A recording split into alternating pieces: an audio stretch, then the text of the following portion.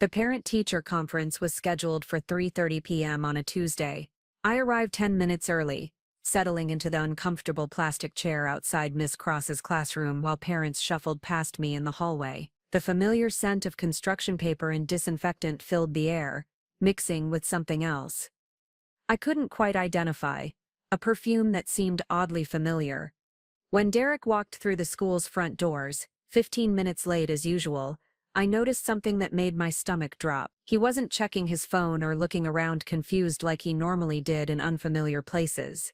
Instead, he walked directly to Miss Cross's classroom with the confidence of someone who had been there many times before. Before we jump back in, tell us where you're tuning from, and if this story touches you, make sure you're subscribed, because tomorrow I've saved something extra special for you. Sorry I'm late, he said, kissing my cheek with the same mechanical affection he'd shown me for months. Traffic was brutal coming from the site, but there was no construction dust on his clothes, no tired lines around his eyes that usually appeared after a long day managing his housing development project. His hair was freshly styled, and he smelled like the expensive cologne he only wore for important meetings. Miss Cross emerged from her classroom then, and I watched something pass between them. It was subtle, a lingering look, the way her hand brushed against his arm when she gestured for us to enter, the slight flush that colored her cheeks when she said hello. Natalie Cross was 28 years old, with auburn hair pulled back in a neat bun and green eyes that sparkled when she smiled. She was the kind of teacher every parent hoped their child would have: enthusiastic, dedicated, and genuinely caring about her students' success. "Mr. and Miss Hayes, please come in," she said, her voice warm and professional. "I'm so excited to talk about Chloe's progress this semester." As we settled into the tiny chairs meant for 8-year-olds, I activated the voice recording app on my phone, a habit I'd developed in my marketing career when dealing with difficult clients. Crisis management had taught me that having accurate records of conversations could be invaluable, especially when people later claimed they'd said something different. I placed the phone face down on the small table between us, the screen black but the microphone silently capturing everything. "Chloe is such a bright student," Miss Cross began, opening a folder filled with my daughter's work.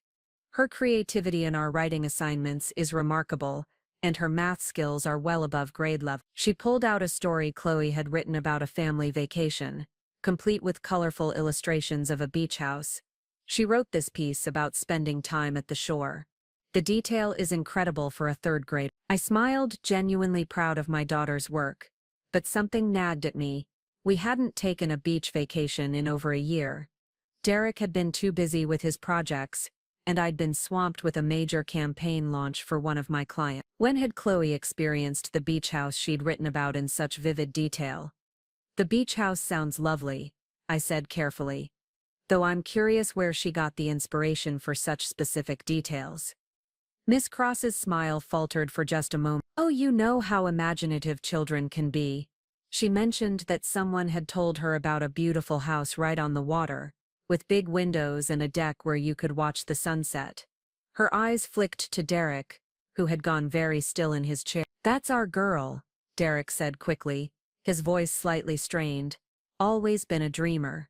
But I knew my daughter, and Chloe didn't dream in such precise architectural details. She didn't usually write about places she'd never been with the kind of specificity that filled this story." Someone had described that beach house to her. Someone who knew it well enough to paint a picture with words that an 8-year-old could absorb and recreate. The conference continued for another 20 minutes, with Miss Cross praising Chloe's social skills and her leadership in the after-school drama club. She mentioned how Chloe had been staying late several times recently to help with set design, though I couldn't remember signing any permission slips for extended after-school activities. When I asked about it, Miss Cross explained that Derek had given verbal permission when he'd stopped by the school. "I hope that was okay," she said, looking between us. "Mr. Hayes mentioned that you were swamped with work and asked if I could be flexible with pickup time." I nodded, though confusion swirled in my mind. Derek had never mentioned stopping by the school, and he'd certainly never discussed my work schedule with Chloe's teacher. In fact, he usually left all school-related matters to me, claiming he was too busy with his developments to handle parent duties. As we prepared to leave, Miss Cross handed me a packet of upcoming field trip information. The third grade is visiting the Maritime Museum next month. We'll need parent volunteers, and I know how much the children love having their parents involved. She turned to Derek with a smile that seemed too bright. Maybe you could help us out, Mr. Hayes. I know you mentioned you enjoy maritime history. Derek had never shown any interest in maritime history. He barely tolerated the Discovery Channel, preferring sports or news, yet he nodded enthusiastically. I'd love to help out, just let me know what you need. Walking to our cars in the school parking lot, I replayed the conference in my mind, the easy familiarity between Derek and Miss Cross, the way she knew details about his schedule and interests that didn't align with the man I'd been married to for 10 years. The beach house story that Chloe had written with such impossible detail. It all pointed to something I wasn't ready to acknowledge.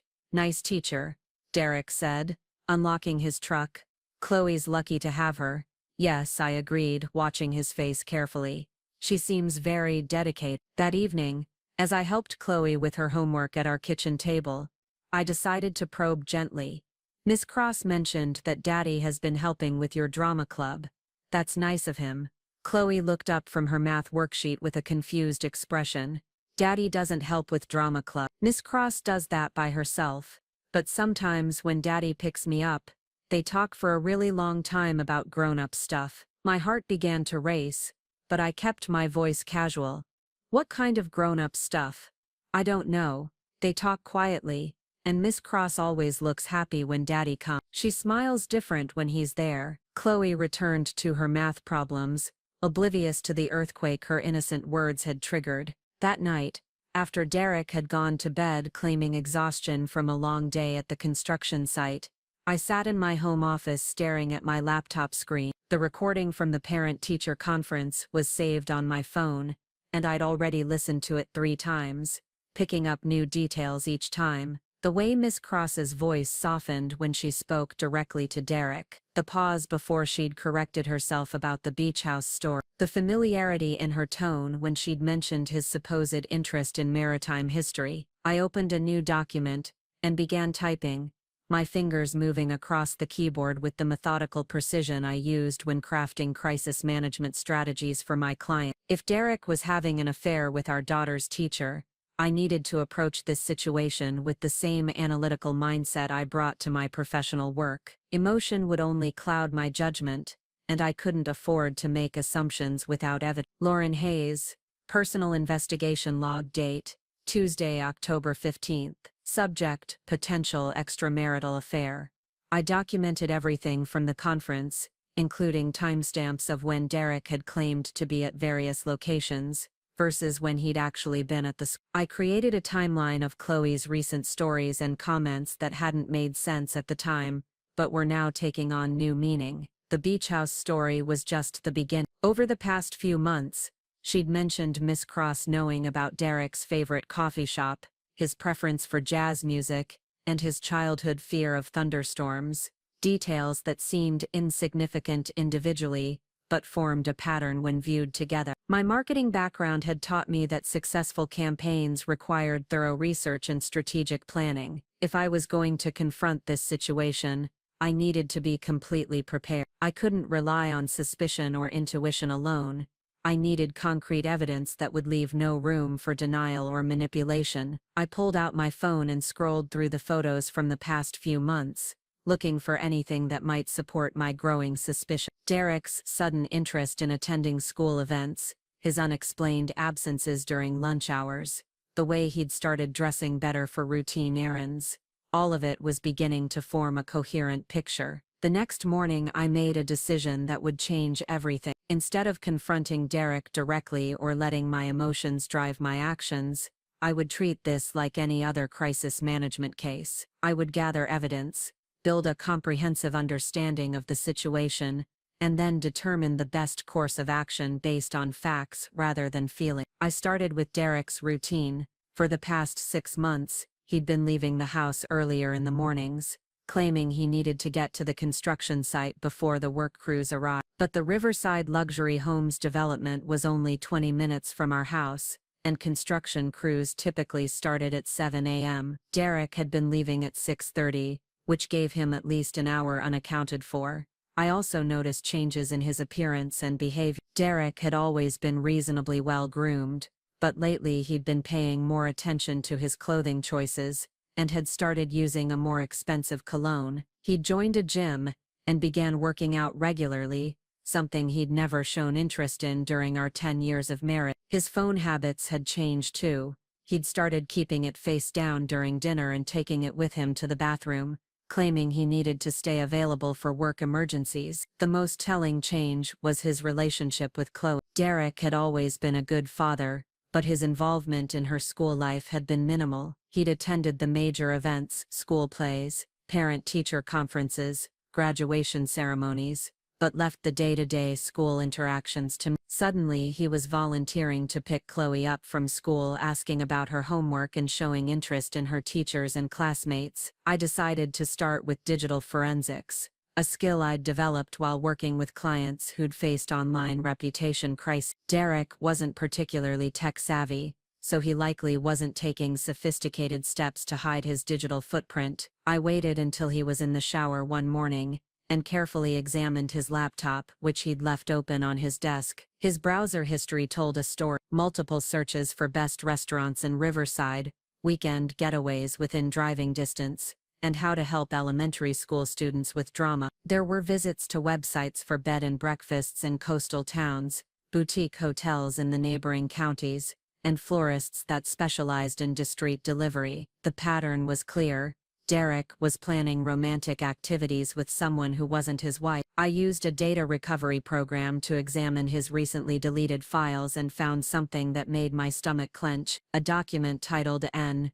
Important Dates contained a list of appointments and events, including N's birthday October 28th, parent conferences, October 15th, and drama club performance, November 12th. The dates aligned perfectly with the school calendar and Miss Cross's schedule. His email proved even more revealing. Derek had created a secondary email account using a variation of his name that he'd never mentioned to me. The account was linked to his phone, which explained why he'd become so protective of. While I couldn't access the actual emails without his password, I could see the account's existence and the frequency of activity. There were daily exchanges with an account registered under the name N. Cross Teaches at Gmail. I photographed everything with my phone, careful to leave no trace of my investigation. If Derek was having an affair, I wanted to gather as much evidence as possible before he realized I suspected anything. My years in marketing had taught me that the element of surprise was crucial in crisis situations. People revealed their true nature when they were caught off guard, and I intended to use that to my advantage. The next phase of my investigation required more careful planning. I needed to establish Derek's actual whereabouts during the times he claimed to be at work, and I needed to understand the full scope of his relationship with Miss Cross. If this was just an emotional affair, that would require one type of response. If it had become physical, that would require another. If it had reached the point where they were making plans for a future together, that would require the most dramatic response of all. I spent the following week documenting Derek's movements without his knowledge. I used the location sharing feature on our family cell phone plan to track his movements, cross-referencing them with his claimed activities. What I discovered was a pattern of deception that went far beyond what I'd initially suspected. On Monday morning, Derek left the house at 6:30, claiming he needed to meet with suppliers before the workday began. According to his phone's GPS, he drove directly to Riverside Elementary Academy, arriving at 6:45. He remained there until 7:30, 15 minutes before the school day officially began. When he returned home that evening, he mentioned having a difficult morning dealing with delayed material deliveries, a conversation that had supposedly taken place at the construction site while he was actually at the school. Tuesday followed the same pattern, with Derek arriving at the school 45 minutes before classes started, and remaining there until the last possible moment. Wednesday was different. Instead of going to the school, he drove to a coffee shop called The Daily Grind, that was located halfway between our house and the school. His phone showed he remained there for over an hour, from 7 a.m. until 8:15. When I drove by the coffee shop later that day, I saw Miss Cross's blue Honda Civic in the parking lot during her lunch break. By Thursday, I had established a clear pattern. Derek and Miss Cross were meeting regularly, both at the school and at neutral locations around town. The frequency and timing of their meetings suggested a relationship that had moved far beyond casual conversation about Chloe's education. They were coordinating their schedules, finding time to be together, and taking steps to keep their relationship hidden from the school administration and other parents. The most damning evidence came on Friday. Derek's phone showed that he'd driven to an address in the neighboring town of Millbrook, a small coastal community about 30 minutes from Riverside. The address belonged to a bed and breakfast called the Seafront Inn, and Derek's phone remained at that location for over 3 hours during what should have been his workday. When I researched the inn online, I found photos of charming rooms, with ocean views, and descriptions of their romantic getaway packages. I sat in my office that Friday evening, surrounded by printed photos, timeline documents, and location data, feeling a mixture of vindication and devastation. The evidence was overwhelming. Derek was having an affair with our daughter's teacher, and it had progressed to the point where they were spending extended periods together at romantic locations. The betrayal was comprehensive, involving not just our marriage, but also our daughter's education and our family's reputation in the community. But instead of confronting Derek immediately, I made a decision that would define everything that followed. I would not be the devastated wife who discovered her husband's affair and reacted with raw emotion. Instead, I would be the strategic professional who uncovered a crisis and developed a comprehensive plan to address it. Derek and Miss Cross had been careful to hide their relationship, but they had underestimated the woman they were deceiving. I opened a new document on my computer and began planning my response. If Derek wanted to play games with our family's future, I would show him what a real game looked like. But first I needed to understand exactly what I was dealing with. The evidence I'd gathered was compelling, but it was also circumstantial. I needed something definitive, something that would remove any possibility of denial or manipulation. The opportunity came the following week, when Derek announced that he would be working late on Tuesday to finish preparations for a major client presentation. He claimed he'd be at the office until at least 10 p.m., reviewing proposals and finalizing contract details. It was the perfect cover story, important enough to justify missing dinner with the family, but vague enough to avoid scrutiny. I waited until Derek left the house that evening, then implemented a plan I'd been developing for days. Using the family tracking app, I confirmed that his phone was at the location he'd claimed, his office building downtown, but I'd learned enough about Derek's deception patterns to know that he might be leaving his phone at the office while he went elsewhere. I needed visual confirmation of his actual activities. I arranged for my sister Beth to watch Chloe, telling her I had an emergency client meeting that couldn't be postponed. Then I drove to Derek's office building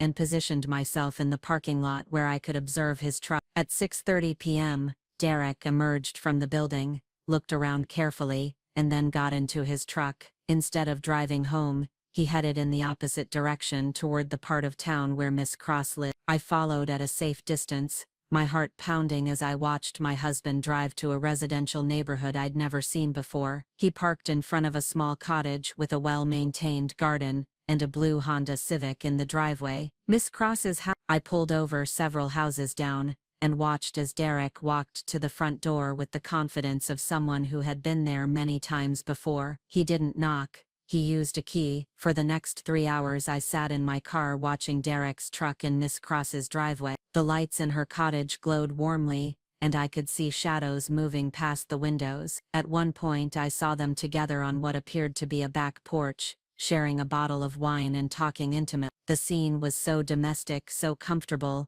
that it was clear this wasn't a new development. Derek and Miss Cross had been living a parallel life together, one that involved keys to each other's homes, and the kind of easy familiarity that came from spending significant time together. When Derek finally left Miss Cross's house at 9:45 p.m., I drove home quickly, ensuring I was there before he arrived. I was in my office, apparently working on client materials, when he came through the front door at 10:15. "How was your presentation prep?" I asked, not looking up from my laptop. "Long and tedious," Derek replied, loosening his tie, "but I think we're in good shape for tomorrow's meeting." I nodded, making a note in my investigation log. Derek's willingness to lie so easily, so completely, told me everything I needed to know about the state of our marriage. This wasn't a moment of weakness, or a temporary lapse in judgment. This was a sustained deception that had been going on for months,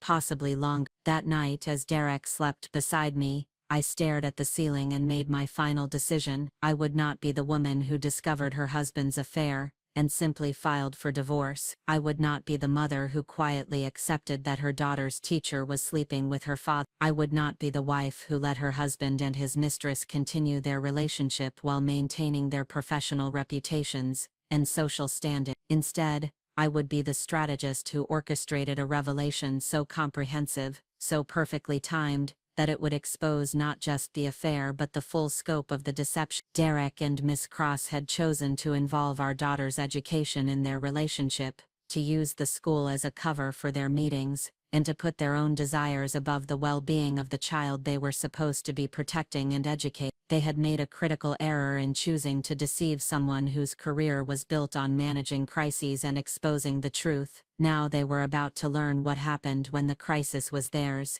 and the truth they'd been hiding was about to become very public indeed. I reached for my phone and began composing a message to Dr. Patricia Williams, the principal of Riverside Elementary Academy. It was time to schedule a meeting that would change everything. Preparing and narrating this story took us a lot of time, so if you are enjoying it, subscribe to our channel. It means a lot to us. Now back to the story. Dr. Patricia Williams had been the principal of Riverside Elementary Academy for 12 years, and her reputation for maintaining the highest standards of professionalism was well known throughout the district. When I called her office on Wednesday morning, requesting an urgent meeting about a sensitive matter involving my daughter's education, her assistant scheduled me for that same afternoon. The principal's office still smelled like the lemon polish and fresh flowers that had characterized it since Chloe started attending the school 3 years ago. Dr. Williams, a woman in her late 50s with silver hair and sharp blue eyes, greeted me with the same warm professionalism she showed all parents. She had no idea that I was about to present her with the most complicated personnel issue of her career.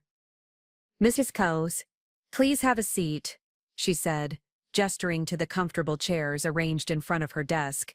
"Your message mentioned concerns about Chloe's educational environment.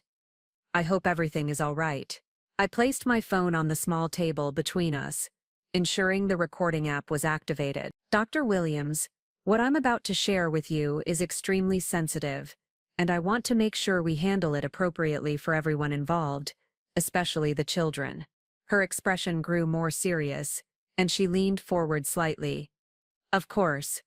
What seems to be the problem?" I opened the folder I'd prepared, containing printed screenshots of Derek's location data, copies of his search history, and a detailed timeline of his activities. "I have reason to believe that my husband, Derek Hayes, is having an inappropriate relationship with my daughter's teacher, Miss Cross." Dr. Williams' face went pale, and she set down her coffee cup carefully. "Mrs. Hayes, that's a very serious allegation. What evidence do you have to support this claim?" I walked her through everything methodically, the same way I would present a crisis management strategy to a client. The location data showing Derek at the school during non-school hours, the pattern of meetings at neutral locations, the overnight stay at the Seafront Inn, and the key to Miss Cross's house. I showed her the screenshots of Derek's search history, the evidence of the secondary email account, and the timeline of changes in his behavior. "I've been documenting this for 2 weeks," I explained, "and the pattern is undeniable. They're not just having an affair, they're using the school as a cover for their relationship. Derek has been arriving at the school 45 minutes before classes start, and they've been meeting during Miss Cross's lunch breaks." Dr. Williams studied the evidence with growing concern. "This is deeply troubling, Mrs. Hayes. If true, this represents a serious breach of professional conduct and potentially a violation of our district's ethics policies." She paused, considering the implications. "Have you confronted your husband about this?" "No, and I don't intend to, at least not yet. I'm more concerned about the impact this is having on Chloe and the other students in Miss Cross's class. They're being taught by someone who is actively deceiving parents, and using the school facility for personal purposes. I pulled out another document, one that had taken me hours to prepare. I've also been monitoring some concerning changes in Chloe's behavior and academic work. She's been writing stories about places she's never been, demonstrating knowledge of adult topics that seem inappropriate for her age, and she's mentioned that Miss Cross and her father have private conversations that make her feel confused. Dr. Williams examined Chloe's beach house story, her expression growing more troubled with each page. The detail in this writing is quite sophisticated for a third grader. And you're certain she's never been to a location like this? Positive. Derek and I haven't taken a beach vacation in over a year, and Chloe has never been to a house matching this description. Someone provided her with these details. Someone who knows this type of property intimately. The principal was quiet for several minutes, reviewing the evidence I'd present. Finally, she looked up with a grave expression. Mrs. Hayes, I need to ask you a difficult question. What outcome are you hoping for from this meeting? I had prepared for this question, knowing it would determine how the situation unfolded. I want Miss Cross removed from her position, effective immediately. I want a full investigation into how long this has been going on, and whether other students or families have been affected. And I want assurance that something like this will never happen again at this school. Dr. Williams nodded slowly. Those are reasonable requests given the evidence you've presented. However, I need to follow proper procedures. I'll need to conduct interviews with Miss Cross and potentially other staff members. I'll also need to contact the district's Human Resources Department and legal counsel. I understand, I replied, but I want to be clear about something. This isn't going to remain a private matter. Derek and Miss Cross have made choices that affect our entire family and potentially other families in this school community. If this isn't handled swiftly and appropriately, I'm prepared to take this information to the school board, the local media, and the state education department. The principal's eyes widened slightly. Mrs. Hayes, I appreciate your position, but I hope you'll give us the opportunity to address this internally first. Public exposure of this situation could be damaging to everyone involved, including your daughter. Williams, my daughter is already being damaged by this situation. She's being taught by someone who is actively deceiving her family, and she's being exposed to an inappropriate adult relationship that she doesn't understand. The damage is already occurring. The question is whether we're going to address it properly, or allow it to continue. I stood up, preparing to leave. I'll give you 48 hours to begin taking action. If Miss Cross is still in that classroom on Friday morning, I'll assume the school isn't taking this seriously, and I'll proceed with other options. Dr. Williams stood as well, her expression serious but understanding. Mrs. Hayes, I want you to know that I take this very seriously. If these allegations are true, Miss Cross will face immediate consequences. The safety and well-being of our students is our top priority. As I left the school that afternoon, I felt a mixture of satisfaction and apprehension. I had set events in motion that couldn't be undone, but I was confident that I had made the right choice. Derek and Miss Cross had created this situation through their own actions, and now they would have to face the consequences. That evening, I implemented the next phase of my plan. I called my sister Beth and asked if she could take Chloe for the weekend, explaining that Derek and I needed to have some important discussions about our family's future. Beth, who had always been perceptive about relationship dynamics, agreed without asking too many questions. Lauren, is everything okay? She asked. You sound stressed.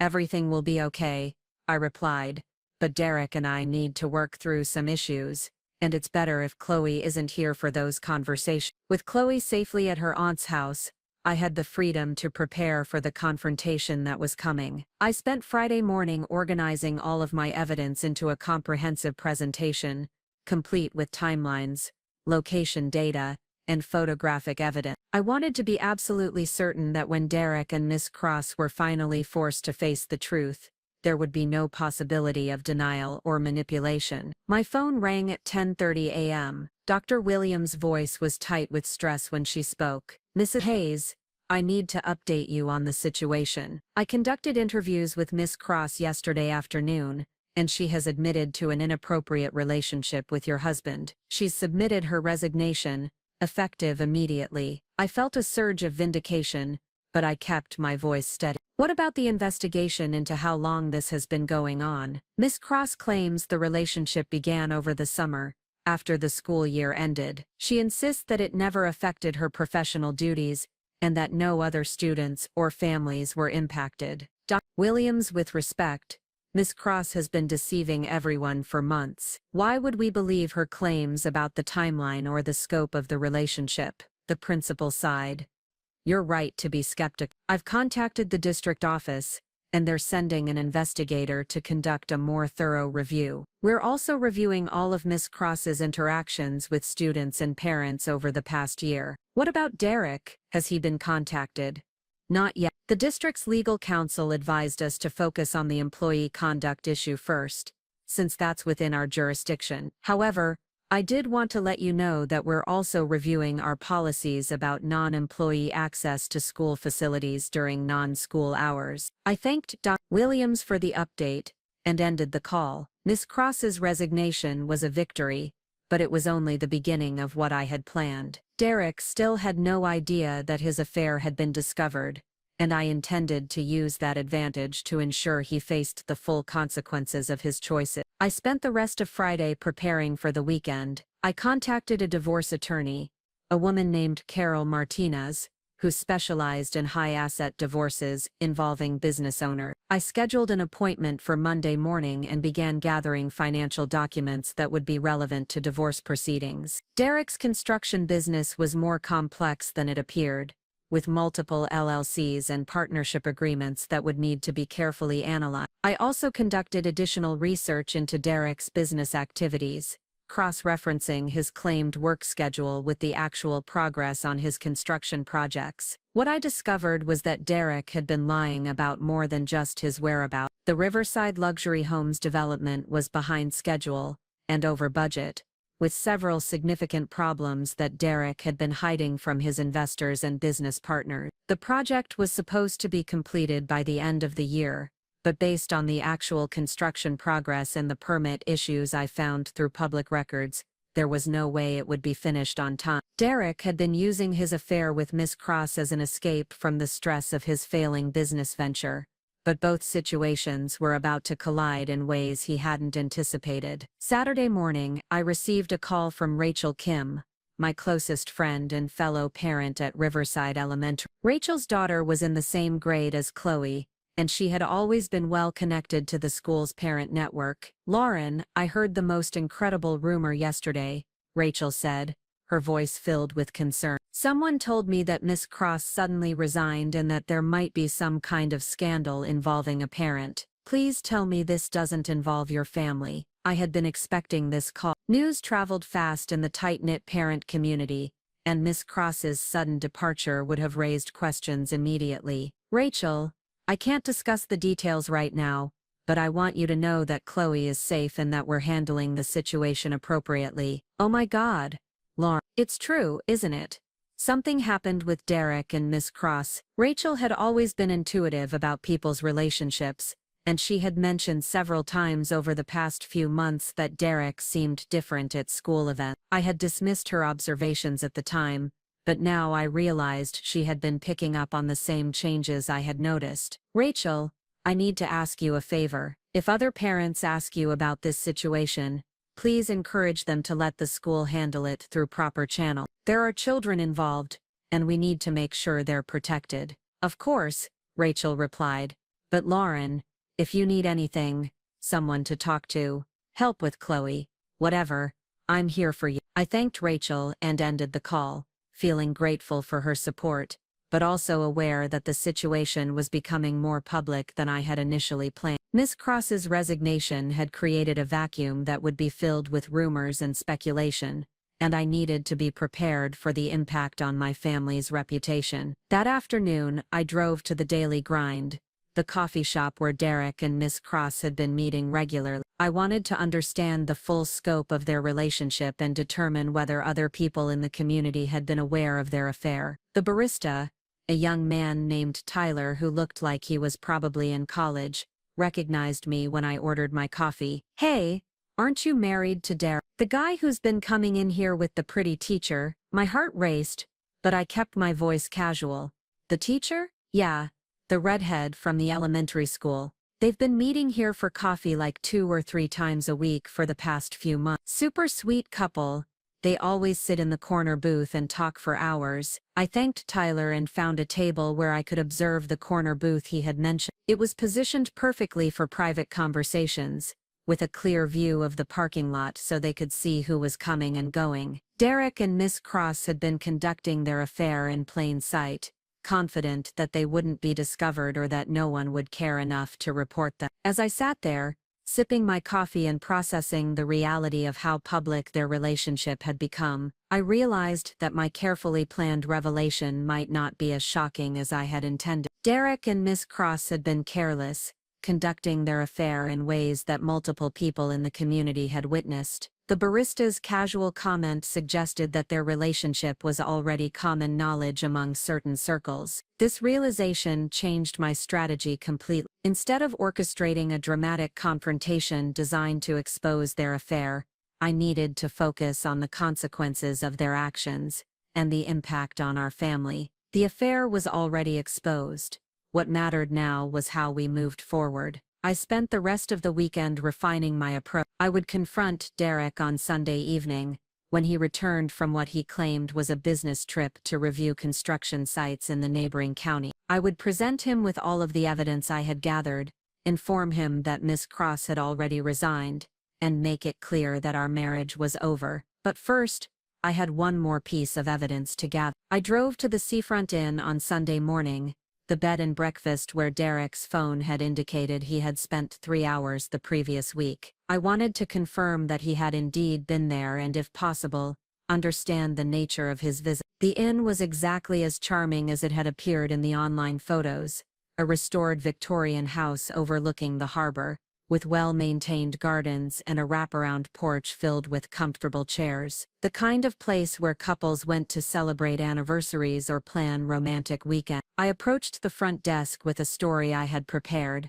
I'm sorry to bother you, but I think my husband may have made a reservation here for next month, and I wanted to confirm the details. Derek Hayes, the desk clerk, a middle-aged woman with kind eyes, checked her computer. I don't see any future reservations under that name, but let me check our recent guests. She typed for a moment, then looked up with a smile. Oh yes, Mr. Hayes was here last Friday with his wife. Lovely couple.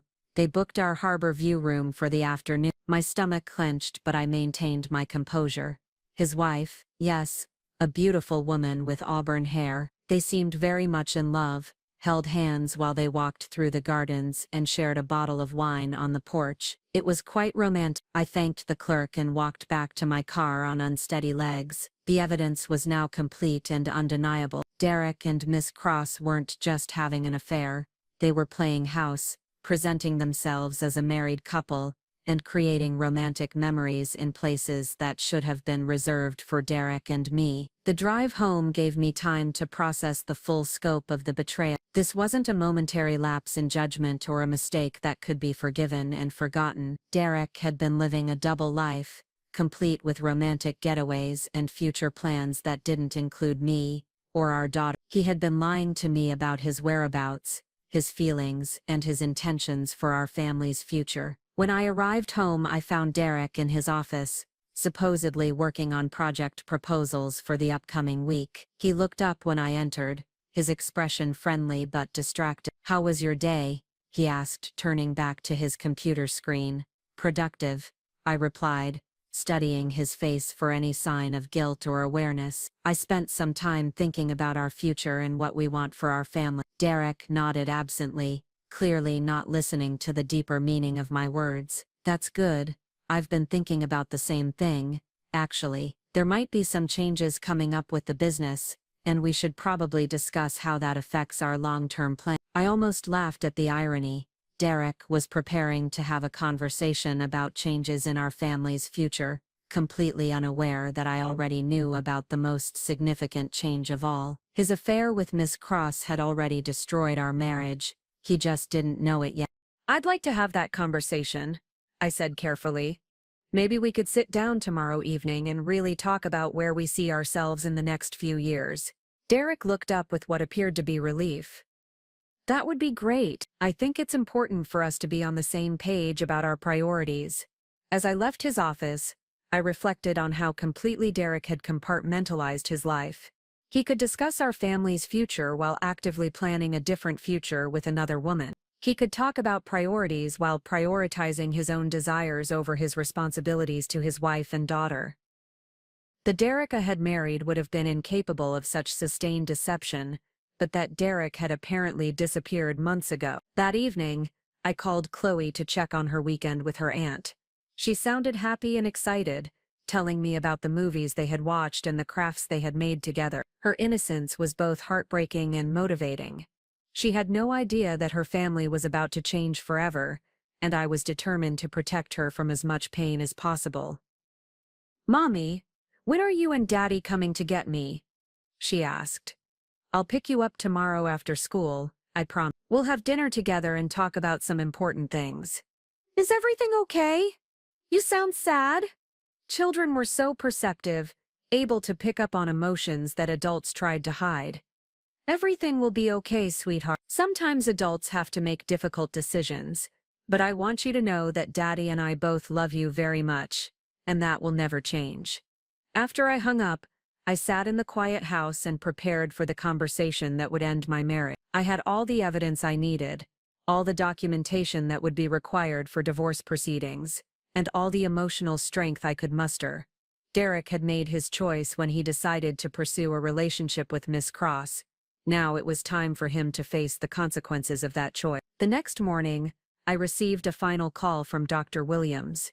The district's investigation had confirmed everything I had reported, and they were implementing new policies to prevent similar situations in the future. Miss Cross would not be eligible for rehire in any district school, and Derek's access to school facilities had been permanently revoked.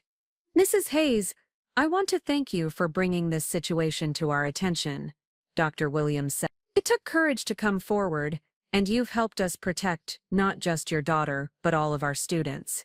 I thanked her and ended the call, feeling a sense of closure about the school situation. Miss Cross was gone, the district was taking appropriate action, and Chloe would be assigned to a new teacher who would provide the professional, appropriate education she deserved.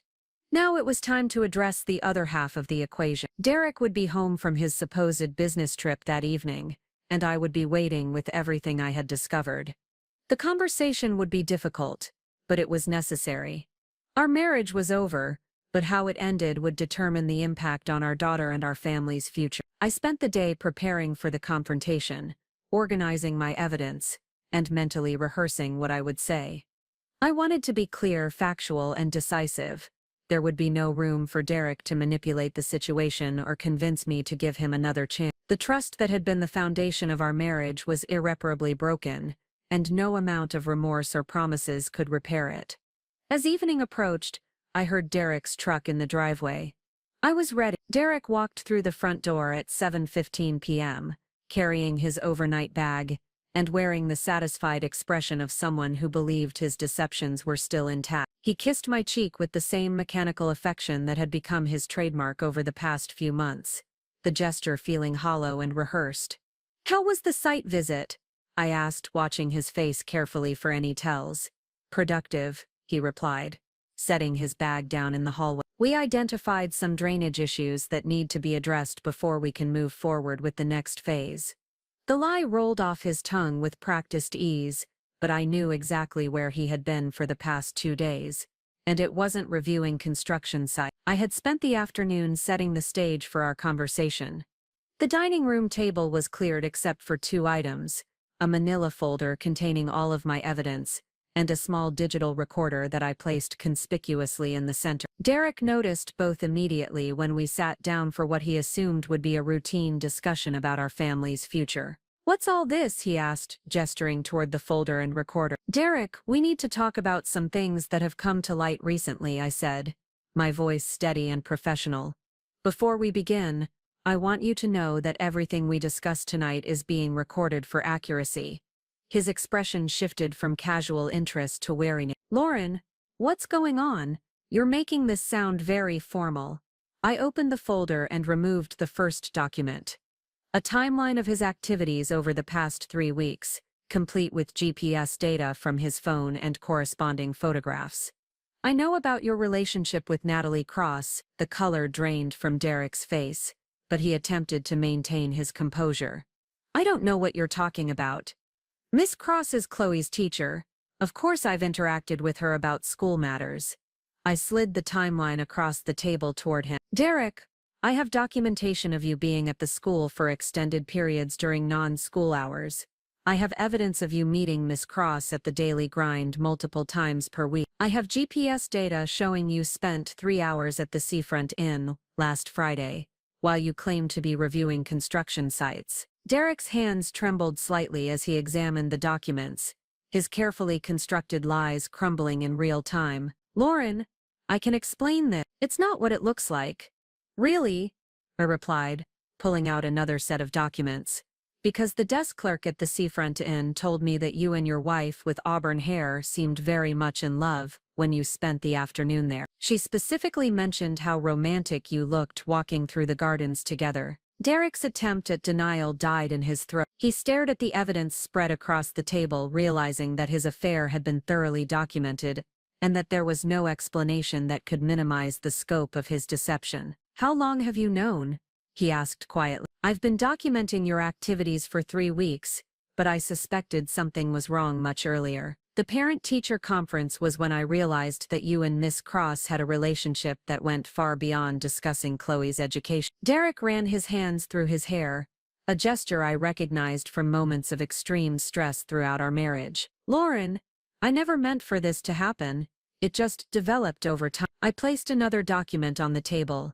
Screenshots of his search history showing research into romantic getaways and discreet flower delivery services. This didn't just develop, Derek. You actively pursued this relationship. You created a secondary email account. You researched romantic locations.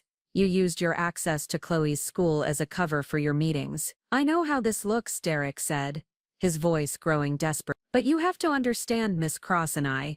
We connected in a way that I haven't felt in years. She understands me, she listens to me, she makes me feel like the person I used to be. The audacity of his statement hit me like a physical blow. Derek, you used our daughter's classroom as a meeting place for your affair. You used your role as her father to gain access to the woman you were sleeping with. You put your own desires above Chloe's educational well-being and emotional security. Derek's expression shifted from defensive to desperate. It was never about Chloe. We kept our relationship completely separate from her education. Miss Cross is an excellent teacher and she would never let our personal relationship affect her professional responsibility. I laughed, a sound that held no humor. Derek, Miss Cross resigned from her position on Friday. The school district conducted an investigation and found that your relationship violated multiple professional conduct policies. Chloe will be assigned to a new teacher for the remainder of the school year. The news hit Derek like a sledgehammer. His face went ashen, and he gripped the edge of the table. She resigned?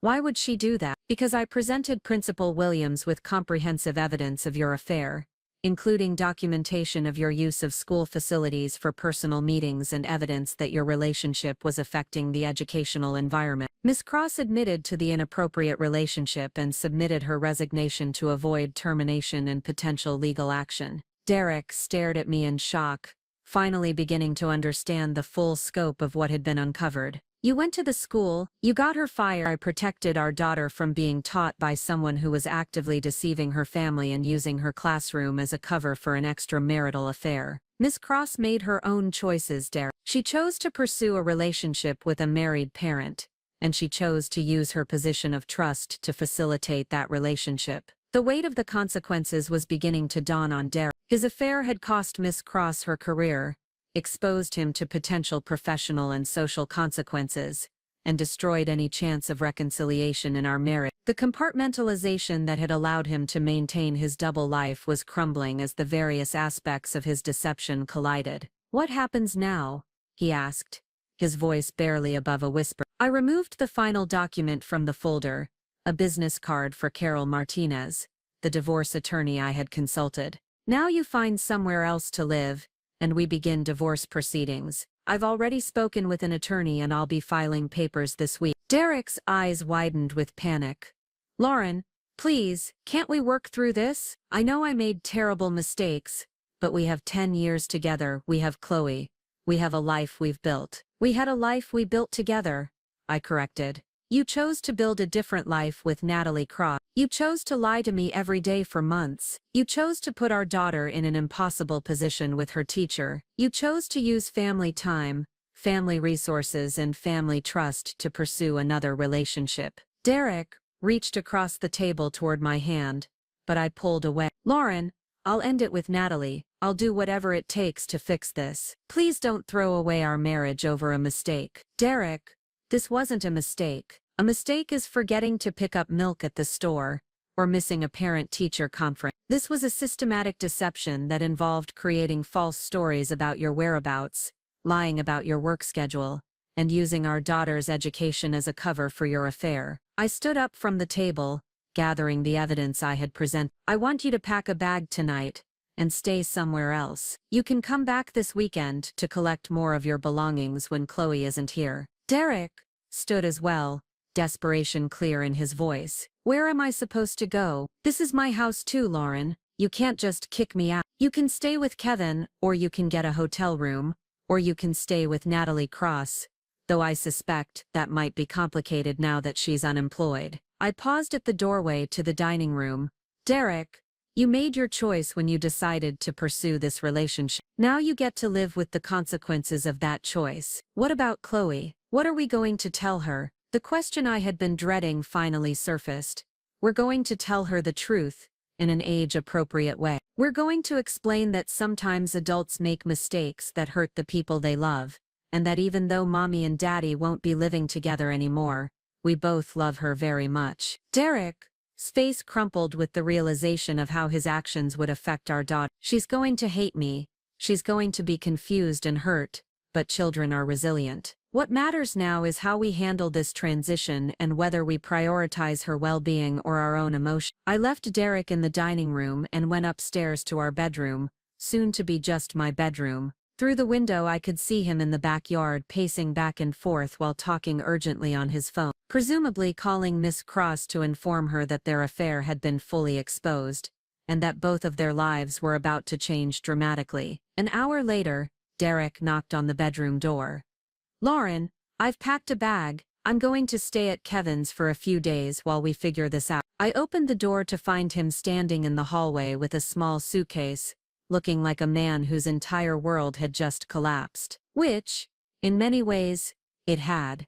Derek, before you go, I need you to understand something. This isn't a trial separation or a cooling off period. This marriage is over. The trust that made our relationship possible is gone and it can't be rebuilt. He nodded slowly, tears forming in his eyes. I know I don't have the right to ask this, but will you please think about Chloe? Will you consider what a divorce will do to her? I've thought about nothing but Chloe through this entire process. That's why I documented your affair so thoroughly before confronting you. That's why I went to the school to ensure she wouldn't continue being taught by someone involved in deceiving our family. That's why I'm handling this divorce professionally rather than emotionally. Derek started to respond, then seemed to think better of it. I'll call you tomorrow about when I can see Chloe. You can see her whenever you want, Derek. You're still her father and that relationship is important. But those visits will need to happen at your new residence, wherever that ends up being. After Derek left, I sat in the quiet house and allowed myself to feel the full weight of what had just happened. My marriage was over, my family was broken, and my daughter's life was about to change in ways she couldn't yet understand. But I also felt a profound sense of relief. The deception was finally exposed, the pretense was over, and I could begin building an honest future for myself and Chloe. The next morning, I called my office and arranged to work from home for the rest of the week. I needed time to process the emotional aftermath of the confrontation and to prepare for the practical challenges ahead. Divorce proceedings, custody arrangements, financial separations, and explaining the situation to friends and family would all require careful handling. I also needed to pick up Chloe from my sister's house and begin the difficult process of explaining why her father wouldn't be living with us anymore. I had consulted with a child psychologist about how to handle this conversation, and I felt prepared to help Chloe understand the situation without overwhelming her with adult details. My phone rang at 9 a.m. Kevin Walsh's name appeared on the caller ID, and I debated whether to answer. Kevin was Derek's business partner and closest friend, and I assumed he was calling on Derek's behalf. "Lauren, I hope you don't mind me calling," Kevin said when I answered. "Derek told me what happened, and I wanted you to know that I had no idea about his relationship with Miss Cross." I believed Kevin's claim. He had always been straightforward in his dealings with me, and his voice carried genuine concern rather than defensive positioning. "I appreciate you telling me that, Kevin. I never suspected you were involved. Derek is staying in my guest room, and I have to tell you, he's a mess. I've never seen him like this. He keeps saying he doesn't know how everything got so complicated." I almost laughed at Derek's characterization of the situation as complicated. "Kevin, Derek made a series of deliberate choices over several months. This isn't a complicated situation. It's the predictable result of sustained deception." Kevin was quiet for a moment. "Lauren, I'm not calling to defend Derek or to ask you to reconsider your decision. I just wanted you to know that if you need anything during this transition, I'm here to help. You've always been a good friend to me and Sarah, and we want to support you and Chloe however we can." The unexpected kindness in Kevin's voice nearly brought me to tears. "Thank you, Kevin. That means a lot. I also wanted to ask you about the business. Derek's been distracted for months, and some of our projects are behind schedule. I'm wondering if his personal situation was affecting his work performance." This was a complication I hadn't fully considered. Derek's affair hadn't just damaged our marriage, it had potentially affected his business responsibilities and his partnership with Kevin. "Kevin, I think that's a conversation you need to have with Derek directly. I don't know the details of his work performance, but I can tell you that he's been lying about his whereabouts for months." After ending the call with Kevin, I realized that the consequences of Derek's affair were spreading far beyond our immediate family. Miss Cross had lost her job, Derek's business partnership was potentially compromised, and the ripple effects were likely to continue expanding as more people learned about the situation. I spent the morning making a list of people who needed to be informed about our separation and the circumstances surrounding it. Close family members deserved to know the truth, especially since they would be important sources of support for Chloe during the transition. I also needed to consider how to handle the social aspects of our divorce, the couple friends who would need to choose sides, the community events where we would both be present, and the inevitable gossip that would circulate in our small town. At noon, I drove to Beth's house to pick up Chloe. My daughter ran to greet me with her usual enthusiasm, chattering about the fun weekend she'd had with her aunt. Her innocence was both precious and heartbreaking, knowing that her carefree childhood was about to become more complicated. "Where's Daddy?" Chloe asked as we drove home. I thought he was going to pick me up too. "Daddy had to go take care of some work things," I replied using the explanation I had prepared. "But he'll see you very soon." When we arrived home, Chloe immediately noticed Derek's absence. She looked around the house with the perceptive awareness that children possess, sensing that something had changed even if she couldn't identify exactly what. "Mommy, is Daddy coming home for dinner?" I sat down with Chloe on the living room couch, taking her small hands in mine. "Sweetheart, I need to talk to you about some changes that are happening in our family." Chloe's expression grew serious, and she nodded with the gravity that children reserve for important conversations. Sometimes adults make decisions that hurt the people they love, even when they don't mean to. "Daddy made some choices that have made it so that he can't live in our house anymore." "Did Daddy do something bad?" Chloe asked, her voice small and worried. "Daddy made some mistakes, but that doesn't mean he's a bad person. It means that Mommy and Daddy need to live in different places for now." Chloe processed this information with the directness that I both admired and envied in children. "Are you and Daddy getting divorced like Emma's parents?" Emma was a classmate whose parents had divorced the previous year, so Chloe had some context for understanding family separations. Yes, sweetheart. Mommy and Daddy are going to get divorced, but that doesn't change how much we both love you, and it doesn't change that we'll both always be your parents. Chloe was quiet for several minutes, thinking through the implications of what I had told her. Finally, she looked up at me with tears in her eyes. Will I still see Dad? Of course you will. Daddy will have his own place to live, and you'll spend time with him there. You'll still see him all the time. What about Miss Cross? Will she still be my teacher? The question I had been dreading finally arrived. Chloe would discover that Miss Cross was no longer her teacher when she returned to school on Monday, and she deserved to understand why. Miss Cross won't be your teacher anymore, honey. She had to leave the school because of some grown-up problem, but you'll have a new teacher who will be just as nice, and who will help you learn lots of new things. Chloe's face crumpled with confusion and disappointment. But I liked Miss Cross. She was nice to me, and she helped me with my writing. I know you liked her, sweetheart. Sometimes changes happen that we don't understand or want, but we learn to adjust to them.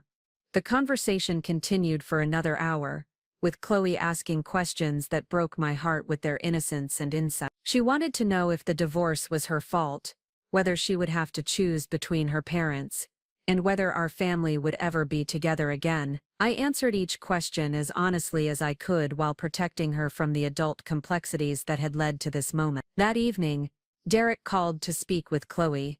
I handed her the phone and listened from the kitchen as she told her father about her weekend with Beth and asked when she would see him again. Derek's voice was strained with emotion as he assured her that he loved her, and that they would spend time together very soon. When Chloe handed the phone back to me, Derek's voice was thick with unshed tears. How is she handling it? She's confused and sad, but she's resilient. Children adapt to new situations faster than adults do.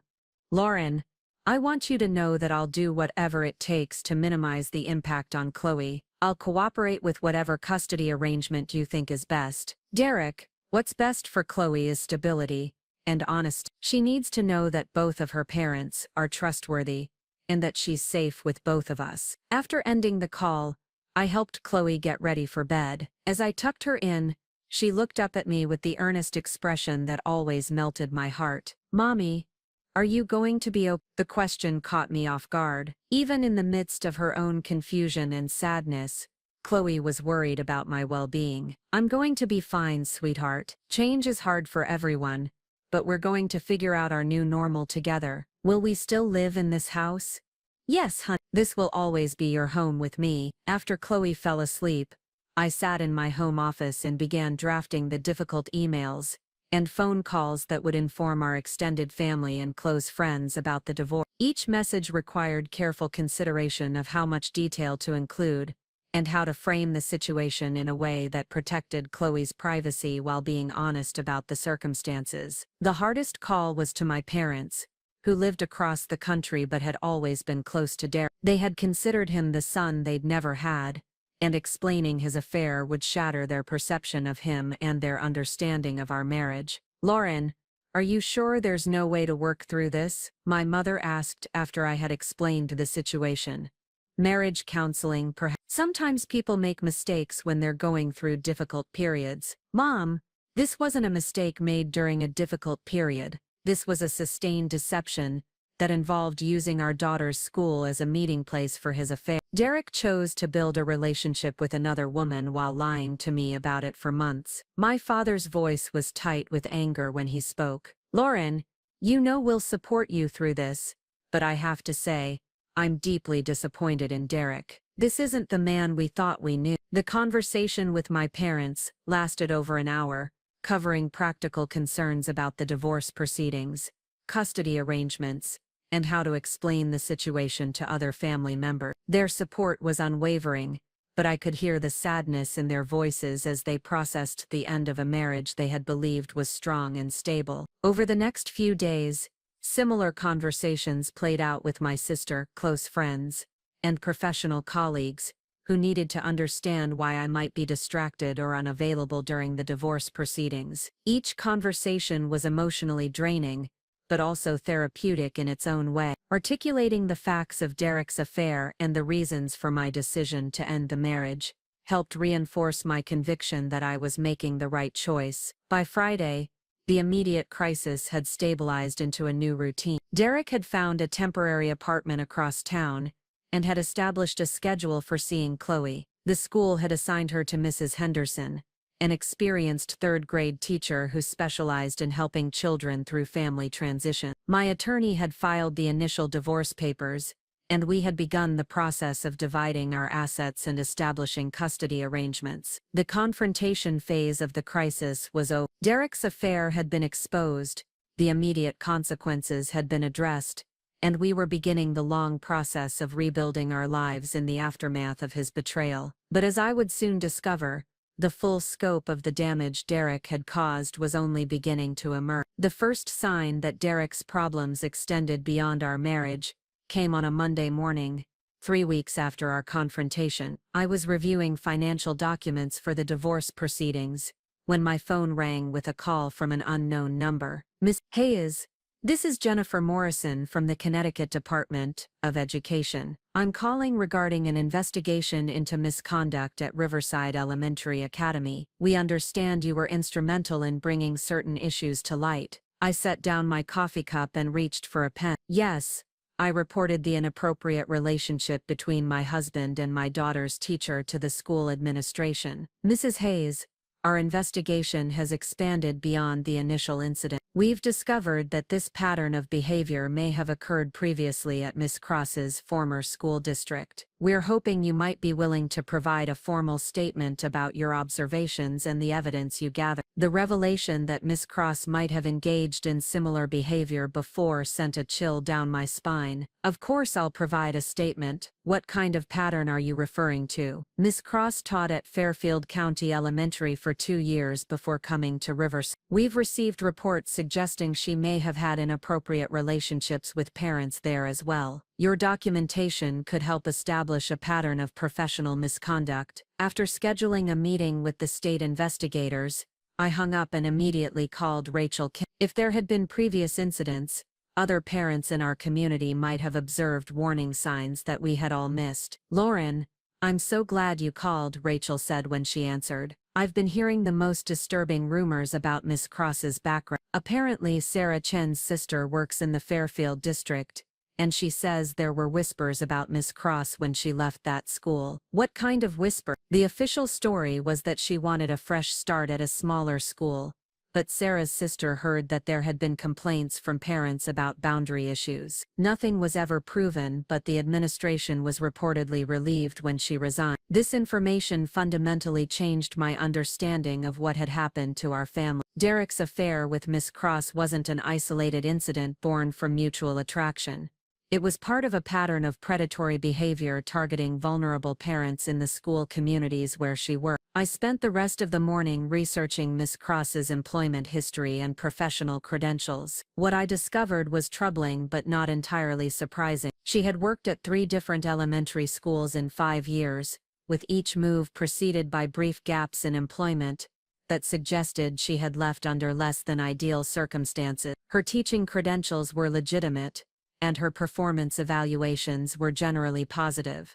But there was a pattern of comments about maintaining appropriate professional boundaries and the need for clearer communication with parents. The administrators who had written these evaluations had been trying to document concerns without making direct accusations, creating a paper trail that would protect the districts while avoiding potential legal issues. When I met with the state investigators later that week, I presented them with all of the evidence I had gathered about Derek's relationship with Miss Cross, including the timeline of their meetings, the documentation of their use of school facilities, and the evidence of their overnight stay at the Seafront Inn. But I also shared my research into her employment history and the concerns that had been raised at her previous schools. "Mrs. Hayes, your documentation is extraordinarily thorough," said Detective Angela Russo, who was leading the investigation. "Most parents who discover these situations are too emotionally overwhelmed to gather this kind of systematic evidence. My professional background is in crisis management," I explained. "When I realized what was happening, I approached it the same way I would handle any other crisis, by gathering facts and building a comprehensive understanding of the situation. Detective Russo reviewed the timeline I had created, paying particular attention to the documentation of Derek and Miss Cross's use of school facilities for personal meetings. This kind of systematic misuse of public property for personal relationships could potentially result in criminal charges, not just employment consequences. The possibility that Derek could face criminal charges hadn't occurred to me. I had been focused on the personal betrayal and the impact on our family, but his use of the school building for his affair might constitute trespassing or misuse of public resources. What kind of criminal charges? I asked. Potentially trespassing, since his access to the building was based on his role as a parent, not for personal relationship. There could also be charges related to the misuse of public facilities if it can be shown that their meetings disrupted the educational environment or created security risk. Detective Russo explained that the investigation would likely expand to include interviews with other parents, teachers, and school staff who might have observed inappropriate behavior. They would also be reviewing security footage from the school to corroborate the timeline I had documented. Mrs. Hayes, I want you to understand that this investigation may become quite public. If criminal charges are filed, there will likely be media coverage, and your family's situation will become a matter of public record. I had been prepared for this possibility since the day I first reported the affair to Dr. Williams. Detective Russo, my primary concern is protecting my daughter and ensuring that this kind of situation doesn't happen to other families. If publicity is necessary to achieve those goals, I'm prepared to handle it. Over the following weeks, the investigation expanded in ways I hadn't anticipated. The State Education Department conducted interviews with parents and staff from all 3 schools where Miss Cross had worked, uncovering a pattern of behavior that was far more concerning than a single affair. At Fairfield County Elementary, she had reportedly developed close relationships with 2 recently divorced fathers, offering after-school tutoring for their children that extended well beyond normal academic support. At her first school in Westport, there had been complaints from a mother who discovered that Miss Cross had been texting her husband about their son's behavior issues at inappropriate hours and using overly familiar language. None of these incidents had resulted in formal discipline or criminal charges, but taken together they revealed a pattern of a teacher who consistently crossed professional boundaries with the parents of her students. Derek hadn't been targeted because he was special or because their connection was unique.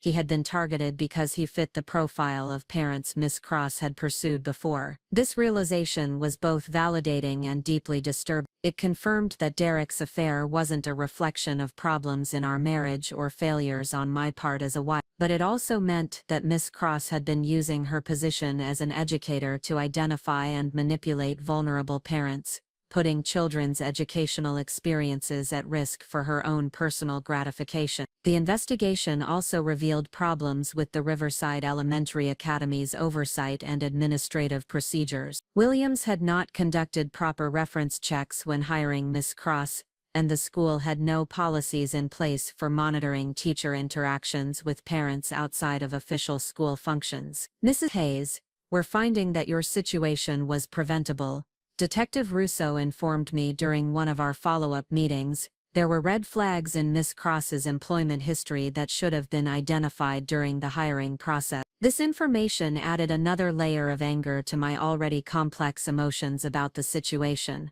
If the school had conducted proper background checks and reference calls, they would have discovered the concerns about Miss Cross's boundary issues at her previous school. Our family's trauma could have been avoided with basic due diligence. I shared this information with my divorce attorney Carol Martinez, who immediately recognized the potential for additional legal action beyond the divorce proceeding. Lauren, you may have grounds for a lawsuit against the school district for negligent hiring practices, Carol explained during one of our meetings. If they failed to conduct adequate background checks and that failure led to the harm your family experienced, you could potentially recover damage. The possibility of suing the school district was complicated by my desire to maintain a positive relationship with Riverside Elementary for Chloe's sake. She would be attending the school for several more years, and I didn't want her to become the target of resentment or retaliation because of legal action I took against the administration. Carol, my priority is ensuring that this doesn't happen to other families. If a lawsuit would accomplish that goal, I'm interested.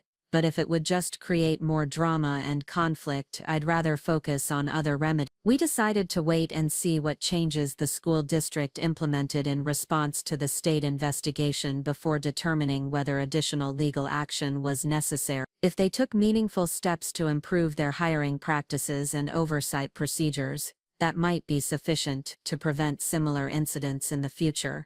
Meanwhile, Derek was facing his own expanding legal and professional challenge. The state investigation had revealed that his construction business was behind schedule and over budget on multiple projects, problems that had been exacerbated by his distraction with the affair. Kevin Walsh called me on a Thursday afternoon, his voice strained with stress and frustration. "Lauren, I need to ask you something, and I hope you'll be honest with me. Did Derek's relationship with Miss Cross affect his work performance over the past year?" I had been expecting this conversation since learning about the scope of Derek's deception. "Kevin, I can't speak to his specific work performance, but I can tell you that he was lying about his whereabouts several times per week for months. The days he claimed to be at construction sites, he was often meeting Miss Cross at coffee shops or spending time at her house." Kevin's sigh was audible through the phone.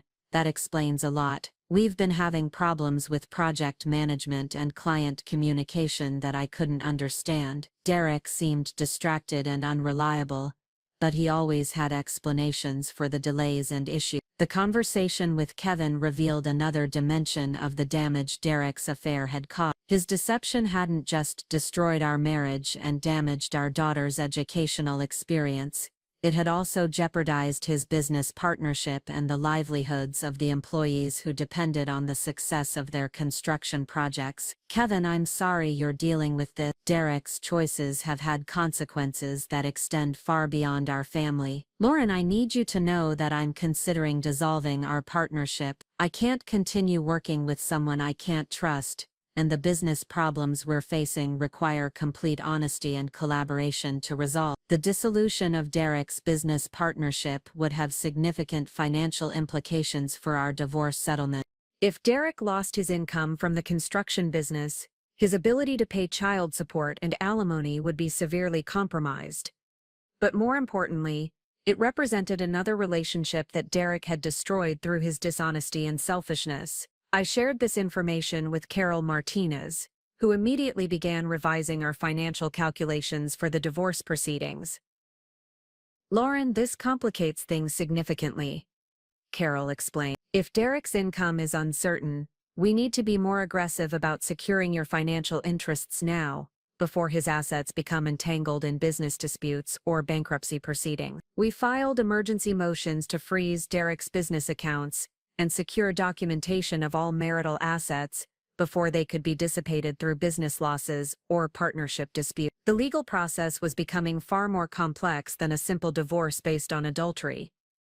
It was evolving into a comprehensive financial investigation designed to protect my and Chloe's interests from the broader consequences of Derek's poor judgment. The media attention that Detective Russo had warned me about began in earnest when the local newspaper, the Riverside Gazette, published a story about the state investigation into hiring practices at the elementary school. While the article didn't mention names, the details were specific enough that anyone familiar with the situation could identify the people involved. "Local elementary school under investigation for teacher misconduct," read the headline, followed by an article that described inappropriate relationships between a teacher and the parent of a student, and concerns about inadequate background checks in the hiring process. Within hours of the article's publication, my phone began ringing with calls from parents who wanted to know more about the situation, and reporters who were seeking additional information for follow-up stories. I had prepared for this eventuality, but the reality of having our family's trauma become a matter of public discussion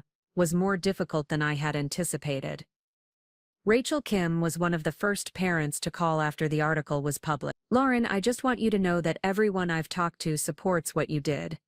We're all horrified that this happened, and we're grateful that you had the courage to expose it. The support from other parents was gratifying, but I also heard whispers of criticism from some community members who felt that I should have handled the situation more discreetly. There were suggestions that I had been vindictive in my approach, that I should have tried to work things out privately with Derek, and that exposing the affair publicly was unnecessarily damaging to everyone involved. These criticisms stung, but they also reinforced my conviction that I had made the right choices. The people who criticized my approach were often the same ones who had always been more concerned with maintaining social appearances than addressing underlying problems. They wanted the affair to be handled quietly so that their own sense of community stability wouldn't be disrupted. Chloe's adjustment to the new reality of our family situation was progressing better than I had hoped. Her new teacher, Miss Henderson, was experienced in helping children through family transitions, and she provided regular updates about how Chloe was coping with the changes in her academic and social environment. Chloe is resilient and well-adjusted, Mrs. Henderson told me during our first parent-teacher conference. She's asked some questions about why Miss Cross left, but she seems to understand that sometimes adults make decisions that require changes. Chloe's relationship with Derek was also stabilizing into a new pattern. He picked her up every Wednesday after school and every other weekend, taking her to his new apartment, where they were establishing their own routines and traditions. Derek had been careful not to introduce any discussion of Miss Cross or the reasons for our divorce, focusing instead on maintaining as much normalcy as possible in his relationship with Chloe. During one of our brief exchanges when he dropped Chloe off after a weekend visit, Derek mentioned that he had been attending counseling to understand how his choices had affected our family. Lauren, I know I don't have the right to ask this, but I want you to know that I'm working on understanding how I let things get so out of control. The counselor is helping me see how my decisions affected not just you, but Chloe and even my business relationship. I appreciated that Derek was taking responsibility for his actions and seeking help, but it didn't change my decision about our marriage. The trust that had been broken couldn't be repaired, and the damage extended far beyond what individual counseling could address. The state investigation concluded in late November with a comprehensive report that validated everything I had documented about Miss Cross's pattern of inappropriate behavior. The report recommended significant changes to the district's hiring practices, including mandatory reference checks with specific questions about professional boundary issues, and enhanced training for all staff about appropriate relationships with parents. Miss Cross was formally banned from working in any Connecticut public school, and the report recommended that her teaching credentials be reviewed by the state licensing board. The investigation also resulted in policy changes at all 3 schools where she had worked, ensuring that future teachers would be subject to more rigorous oversight and accountability. Detective Russo called me personally to inform me about the final recommendations, and to thank me for my cooperation with the investigation. Mrs. Hayes, your documentation and testimony were crucial to establishing the pattern of behavior that made these policy changes possible. You've potentially prevented this from happening to other families in the future. The validation from the state investigation was deeply satisfying, but it also marked the end of the crisis phase of our situation. The immediate problems had been addressed, the responsible parties had faced consequences, and new policies were in place to prevent similar incidents. Now came the more challenging task of building a positive future from the wreckage of our previous life. Derek's business partnership with Kevin was officially dissolved in December, with Kevin buying out Derek's share of their ongoing projects at a significant discount due to the complications Derek's absence had created. The financial settlement provided Derek with enough capital to start over professionally, but it also represented the end of a friendship and business relationship that had been important to him for over a decade. I've lost everything that mattered to me, Derek told me during one of our conversations about the final divorce settlement. My marriage, my business, my reputation in the community. I know I did this to myself, but it's hard to accept how completely I destroyed my life. While I felt some sympathy for Derek's losses, I also recognized that he was finally understanding the full scope of the consequences his choices had created. For months, he had been living in a fantasy where he could maintain his marriage, his business relationships, and his affair without any of them affecting the others. Reality had finally caught up with his self-deception. The divorce was finalized on a cold January morning, 6 months after that parent-teacher conference that had first revealed Derek's relationship with Miss Cross. Carol Martinez had negotiated a settlement that protected Chloe's financial future and provided me with enough resources to maintain our house and lifestyle while I rebuilt my career focus. As I walked out of the courthouse that day, I reflected on how completely our lives had changed. Derek was starting over with a new apartment, a new business venture, and the challenge of rebuilding relationships that had been damaged by his dishonesty. Miss Cross had moved out of state, her teaching career effectively over and her professional reputation destroyed. Chloe and I, meanwhile, were building a new version of our family that was smaller but more honest and stable than what we had before. The trauma of discovering Derek's affair and navigating the divorce had been difficult, but it had also revealed strengths in both of us that I hadn't known existed. The community support we had received throughout the crisis had also been surprising and encouraging. Parents who had initially been skeptical of my decision to expose the affair publicly came to understand that it had been necessary to protect all of the children in the school. Teachers and administrators who had been defensive about the criticism of their hiring practices eventually acknowledged that changes were needed to prevent similar incidents. Most importantly, the policies and procedures that had been implemented as a result of the investigation were already making a difference. The school district's new hiring practices included comprehensive background checks and reference calls specifically designed to identify potential boundary issues. Training programs for teachers and administrators emphasized the importance of maintaining appropriate professional relationships with parents and recognizing the warning signs of inappropriate behavior. Dr. Williams had reached out to me personally to thank me for bringing the situation to light and to assure me that the changes being implemented would prevent similar incidents in the future. Mrs. Hayes, I want you to know that while this situation was difficult for everyone involved, your decision to report it has made our school safer for all children. The policy changes we've implemented will benefit students and families for years to come. As winter turned to spring, Chloe and I settled into our new routines and began planning for the future. She was thriving academically and socially, and her relationship with Derek remained strong despite the changes in our family structure. My career had actually benefited from the crisis management skills I had demonstrated throughout the divorce process, with several new clients seeking my expertise specifically because of my reputation for thorough strategic problem solving. The experience had taught me that sometimes the most difficult decisions lead to the most positive outcome. Exposing Derek's affair and insisting on accountability for everyone involved had been painful and disruptive, but it had also created the foundation for a more honest and stable future for my daughter and me. 2 years after the divorce was finalized, I stood in the conference room of the Connecticut State Education Building, addressing a panel of administrators, teachers, and parent advocates who had gathered to discuss the implementation of new statewide policies for preventing educator misconduct. The room was filled with people who understood that what had happened to my family represented a systemic problem that required comprehensive solutions. The Riverside Elementary case demonstrates why individual schools cannot address these issues in isolation, I explained to the assembled group. When educators with problematic histories can simply move from district to district without proper screening, we create a revolving door that puts children and families at risk across multiple communities. Dr. Sandra Martinez, the state education commissioner, nodded thoughtfully from her position at the head of the conference table.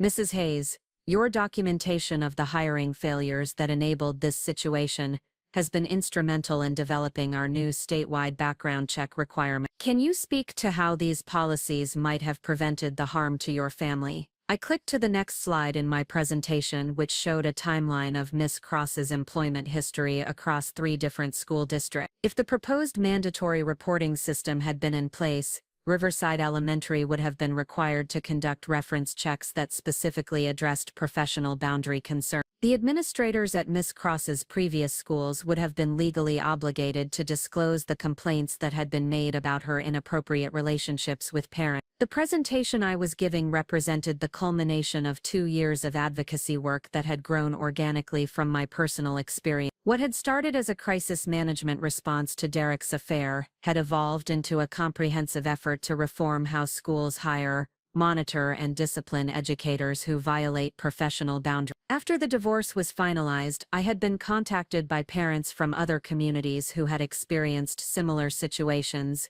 but had been unable to get their concerns taken seriously by school administrators. Their stories revealed a pattern of institutional indifference to educator misconduct that extended far beyond my own experience. Maria Santos from Hartford had discovered that her son's middle school teacher was sending inappropriate text messages to recently divorced fathers in the school community, but the school administration had dismissed her complaints as jealousy and gossip. Thomas Wright from New Haven had documented evidence that his daughter's elementary teacher was having affairs with multiple parents, but the school board had quietly transferred the teacher to another district rather than conducting a proper investigation. Each of these families had been told that their situations were isolated incidents, but when we began sharing information and comparing experience, it became clear that educator misconduct was a widespread problem that was being systematically ignored or mishandled by school administrators who prioritized reputation management over child safety. I had started a blog called Classroom Boundaries, where parents could share their experiences and access resources for reporting educator misconduct. The blog had quickly gained a following among families who had been frustrated by unresponsive school administrations and ineffective oversight processes. The current system depends too heavily on individual schools to police themselves.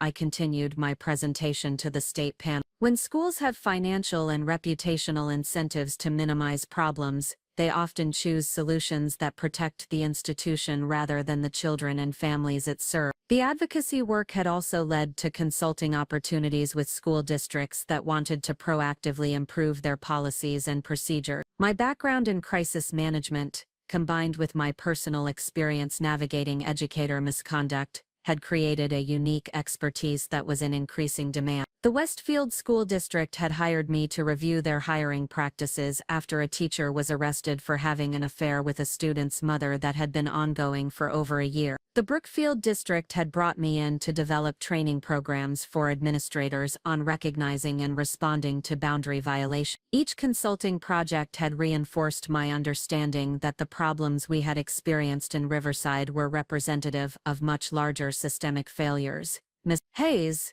what specific changes would you recommend for improving communication between districts when educators are terminated for misconduct? Asked Dr. Jennifer Walsh, the Director of Educator Licensing for the state. First, we need a centralized database that tracks all disciplinary actions taken against educators, not just those that result in license revocation, I replied. Currently, teachers who are quietly encouraged to resign can move to new districts with clean personnel files, even when their departure was related to serious professional misconduct. I clicked to a slide showing the proposed legislation that our advocacy coalition had been supporting. Second, we need mandatory reporting requirements that compel administrators to disclose the real reasons for an educator's departure when contacted by potential new employer. The current system of providing only basic employment verification information allows problem teachers to hide their histories. The legislation we were advocating for had been introduced in the state legislature with bipartisan support,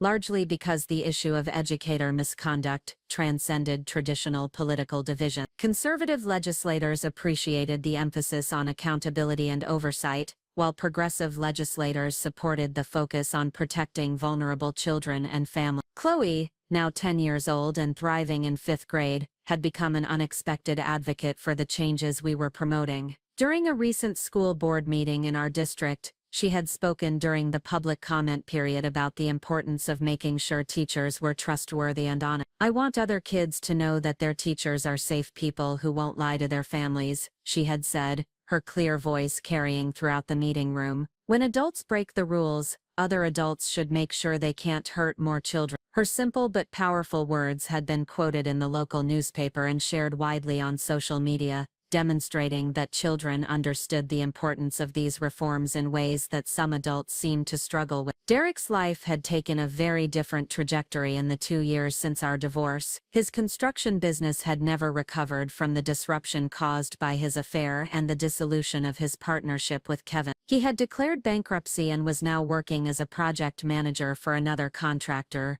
earning a fraction of his previous income. His relationship with Miss Cross had ended shortly after the state investigation concluded, and she moved to Florida to stay with family members. The fantasy life they had constructed during their affair had crumbled under the weight of real-world consequences, and Derek had been forced to confront the reality that their relationship had been built on deception and selfishness, rather than genuine compatibility. I realize now that I was using Natalie as an escape from problems I should have been addressing directly, Derek had told me during one of our conversations about co-parenting arrangement. I convinced myself that our relationship was about love and connection, but it was really about avoiding responsibility for the difficulties in my life. Derek's relationship with Chloe had stabilized into a healthy pattern of regular visits and shared activities that focused on her interests and well-being, rather than his own needs. He had completed a year of individual therapy and was participating in a support group for men who had damaged their families through infidelity. "I'm not trying to excuse what I did or ask for forgiveness," he had said during our most recent conversation. "I just want Chloe to know that I'm working to become the kind of person she can be proud to call her father." The financial settlement from our divorce had provided me with the security to take risks in my career that I might not have considered while married. I had left my position at the marketing firm to focus full-time on advocacy and consulting work related to educator misconduct and institutional accountability. The work was challenging and often emotionally difficult,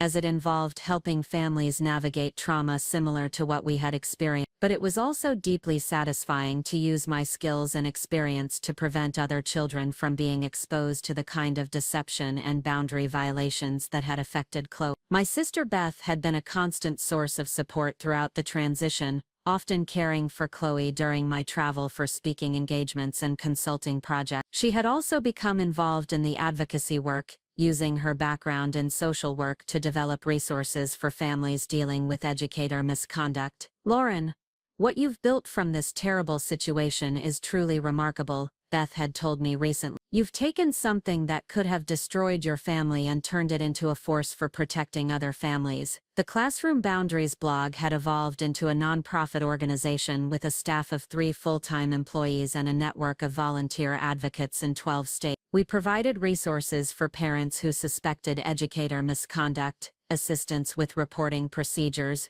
and support for families navigating the aftermath of boundary violation. One of our most successful programs was a training curriculum for parent-teacher organizations that helped community members recognize warning signs of inappropriate educator behavior and understand their rights and responsibilities for reporting concerns. The curriculum had been adopted by over 200 school districts across the Northeast and was being adapted for use in other regions. "The goal isn't to create suspicion or distrust between parents and educators," I explained during one of our training sessions. "The goal is to create clear expectations and accountability systems that protect everyone involved in the educational process." Rachel Kim had become one of our most effective volunteer trainers, using her experience as a parent in the Riverside community to help other families understand how educator misconduct could affect entire school communities. Her ability to discuss these sensitive topics with empathy and practical wisdom had made her presentations particularly popular among parent groups. The impact of our advocacy work was becoming visible in concrete policy changes across the state. The mandatory reporting legislation we had supported was signed into law, creating new requirements for background checks and reference verification in educator hiring. The centralized database for tracking disciplinary actions was funded and would be operational within the next year. Dr. Williams, who had remained principal at Riverside Elementary, had become a strong supporter of our reform effort. The changes implemented at her school following the investigation had become a model for other districts, and she frequently spoke at conferences about the importance of proactive oversight and accountability. "The Riverside case taught us that good intentions aren't enough," she had said during a recent panel discussion. "We need systems and policies that make it impossible for educators with problematic histories to simply move from school to school without proper scrutiny." As I concluded my presentation to the state education panel, I reflected on how completely my life had changed since that parent-teacher conference 3 years ago. The woman who had discovered her husband's affair had evolved into an advocate whose work was creating lasting change in how schools protect children and families. The reforms we're implementing won't eliminate educator misconduct entirely, I told the assembled administrators and policymakers, but they will create systems that respond quickly and effectively when problems arise, and they will make it much more difficult for educators with problematic histories to continue harming children and families. After the meeting, Commissioner Martinez approached me with an unexpected proposition. Ms. Hayes, we're creating a new position for a Director of Educator Accountability. Someone who would oversee the implementation of all these new policies and serve as a liaison between schools and families dealing with misconduct issues. Would you be interested in discussing this opportunity? The offer represented a chance to institutionalize the advocacy work I had been doing, and to create lasting change from within the state education system. It would also provide the financial security and professional stability that would allow me to continue this work long term. I'm very interested, Commissioner Martinez. This kind of systemic change is exactly what we need to protect children and support the educators who are doing their jobs with integrity and professionalism. That evening, I sat in our kitchen helping Chloe with her homework while she told me about her day at school. She was thriving academically and socially, with friendships and interests that reflected her growing confidence and maturity. The trauma of our family's experience had been processed through counseling and the passage of time, but it had also contributed to her understanding of justice and accountability that was remarkable for someone her age. "Mom, did your meeting today help make schools safer for kids?" she asked while working on a math problem. "I think it did, sweetheart. We're working on new rules that will make sure teachers are honest and trustworthy before they're allowed to work with children." Chloe nodded with satisfaction.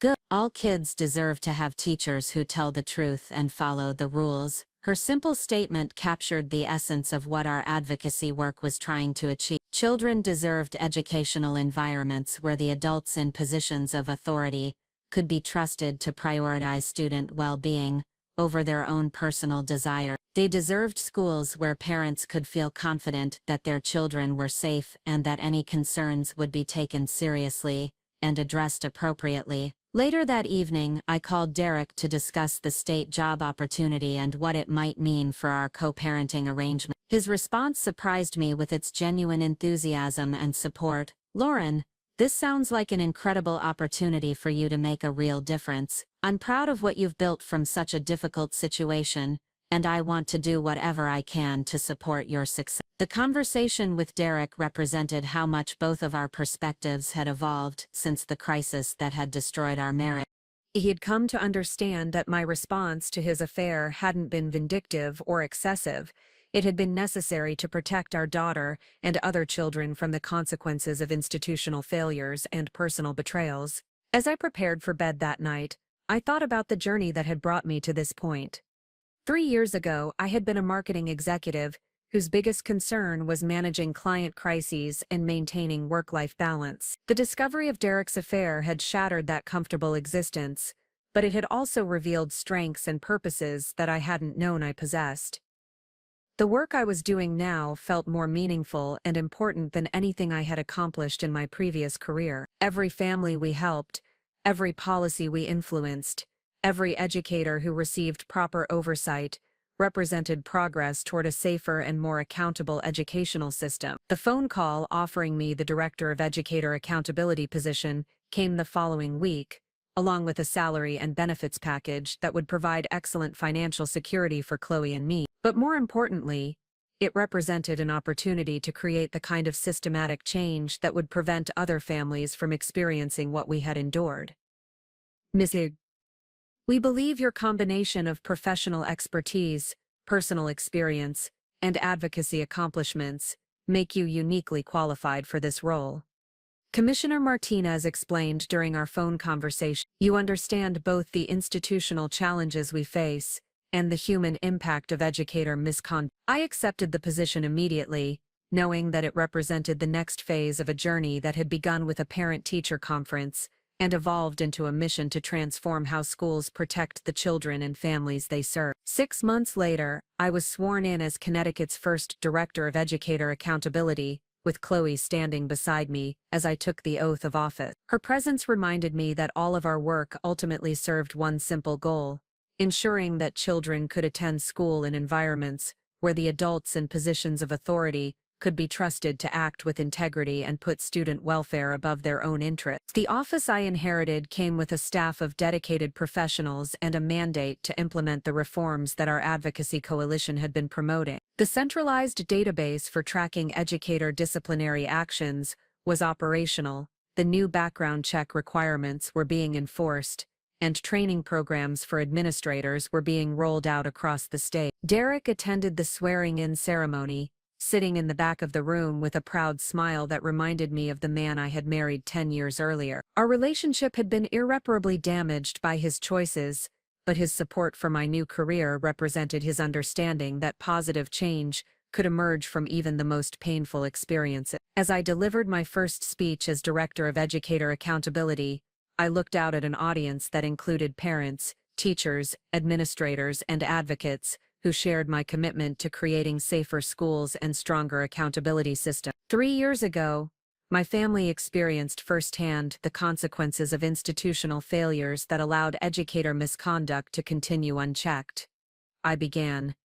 Today, we're implementing reforms that will make such failures much less likely and will respond more effectively when problems do arise. The work ahead would be challenging, with resistance from some administrators who preferred the old system of informal accountability and quiet transfer. But the momentum for change was strong, supported by parents who demanded better protection for their children and educators who wanted clear standards and fair enforcement. Chloe, now 11 and wise beyond her years, had written me a note that I kept framed on my desk.